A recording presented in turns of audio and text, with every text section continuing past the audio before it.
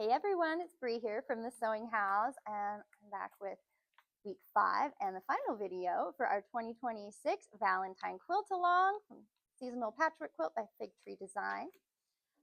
Today we are putting this whole thing together, and then we're going to throw some borders on it. So grab all your blocks, let's get going.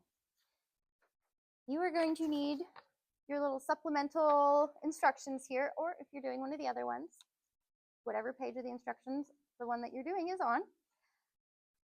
And you're just going to follow this little picture to lay out all your blocks. If you have a design wall, it's a great use for it. If you don't, we do have design wall fabric that we'd be happy to send to you, or you can come in and pick it up. This is just on a foam insulation board from the hardware store. It's really, really handy because you can pin straight into it. The design wall material has this grid on it, so you can make sure you're laying everything out nice and straight. And it's flannel, so things cling to it really well. Like if you're laying out your blocks or anything like that, they just stick right to the wall. They're really, really handy. So it's a really, really useful tool for laying out not just this quilt, but any project you're going to be doing. Highly recommended design wall if you don't already have one set up. And if you don't have space to always have it out, you can get just the fabric and you can just kind of pin it to the wall, and then you can fold it up and put it away when you're not using it. But it does make laying things out so much easier, and then you don't have to dog like picking up blocks with their tail as you're laying your quilt out. Ask me how I know. All right, so we're gonna get all of our blocks laid out here.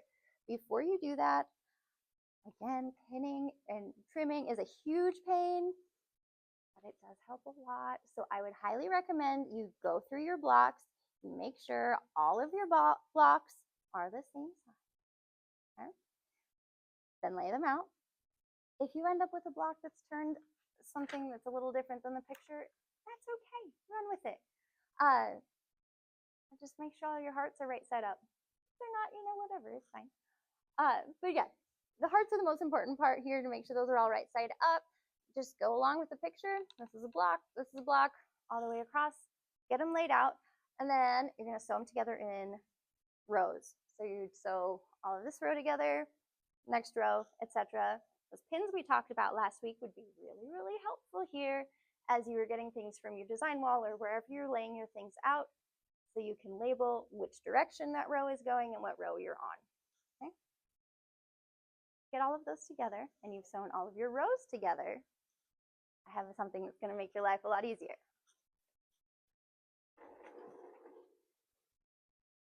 This is a Laura Star iron. This is the Laura Star Lift. If you don't have a good iron, it's kind of life-changing, which sounds silly, but it is so true. Also, this one coordinates with the quilt. This one has a built-in boiler, so you don't have all of that water actually sitting in your iron, dripping down on your quilt. It steams beautifully. It's a really, really fine steam. Check out those Laura Star irons or give us a call if you do have a question on those. Regardless of what iron you have, highly recommend the Laura Star. But regardless, make sure you have your quilt top pressed really well. You don't want to have any little bubbles in your seams. So you've got that center part of your quilt top pressed really, really well. Once it's pressed well, you're ready for your borders. Don't try to do borders or anything until you have pressed your quilt top. That's very important. And if you have your quilt long-armed, your long armor will thank you for it. Also, if you have us long arm it and you bring it back and you get it into us before February 14th, so before Valentine's Day, you will get free batting with it. So that's a little extra incentive for you. Now let's talk borders.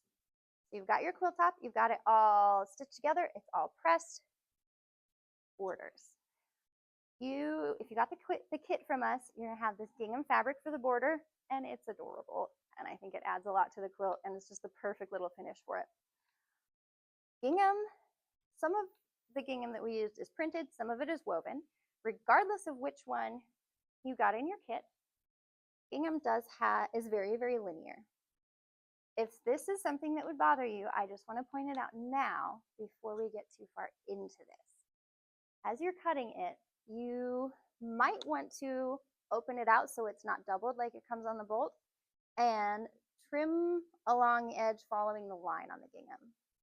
This particular strip, you might be able to tell on there, you might not. We just cut it, and we did not worry about getting it super straight. That's what we did on this quilt. And you know what? It doesn't bother me. Usually that sort of thing does, but this particular gingham is small enough. I wouldn't worry about it. If it's something that is going to bother you though, do take note of that now and make sure you're cutting straight on either the print or the lines on your gingham fabric. Okay. So once you have your strips cut, however you cut them, whether you just go for it or you're following your lines, you're going to piece all of your strips together end to end. When you're piecing your strips together, we're going to piece them together on the diagonal. So that means you're going to take one end, one strip, one end of the other. I know it's the same strip, but you'll get the idea. And you're going to put them together like this. And you're going to sew across this way. So if these were the legs of a pair of pants, you're going to sew across the waistband of the pants so that when you open it up, you have this nice long strip. By sewing your seams on the diagonal, it keeps you from having these really obvious lines in your border as you're going along, especially on something like a gingham. If you're looking, you can still see it, but it does hide it a little bit better, and it makes it a little bit smoother as you're sewing everything together. So I would recommend doing that for your border. Now, once you have all of your strips sewn together in a nice long strip, we're going to measure our quilt top. This is very important. Again, if you have things long-armed, your long armer will thank you a lot for doing this. Okay? You're going to measure a few different spots on your quilt, going this way and going this way. There. I'd start by going this way. So top to bottom, we're going to measure here, we're going to measure here, we're going to measure here. And then you're going to come up with a rough average there. Don't have to worry about doing too much math. Like if we've got, if this is 55, this is 55 and a half, this is 55 and a quarter, we're just going to go 55 and a quarter-ish. That's going to work. We're just kind of averaging that out. That is probably not going to be the size of your quilt. Those were just numbers. Measure your actual quilt to make sure it is the right size.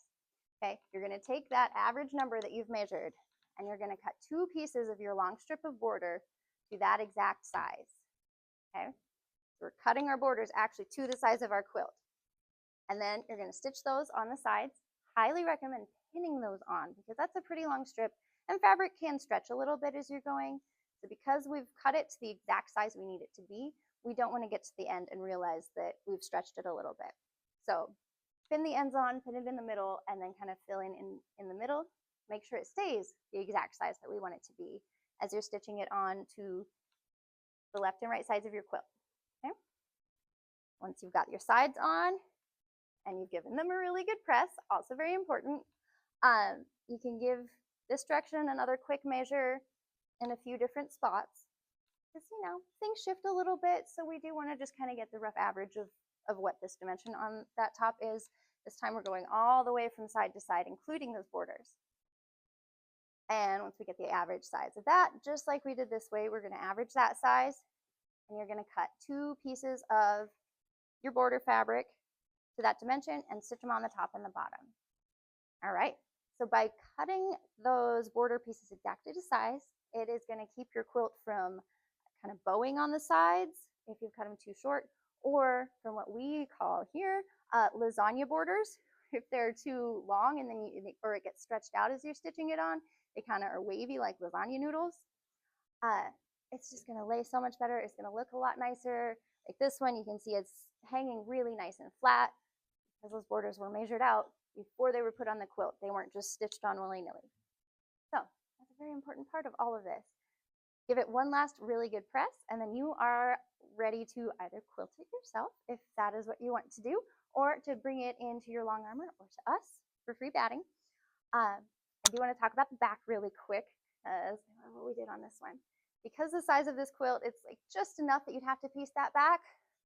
We went ahead and we picked a fabric that we really liked, and then we just took some leftovers and we pieced them in here to make the back, to make it wide enough. So you can do that, you can do scrappy, you can piece it all in the same fabric if you prefer, whatever works best for you. Just make sure you're sharing your progress with us because we really do love to see what you're doing. And it helps other people too to see how people's projects are going, and it helps to keep everyone inspired. And I think it's such a great community we've built up. So thank you all for being a part of it and for joining us this year. And we will be back again next year with another really fun Valentine quilt along.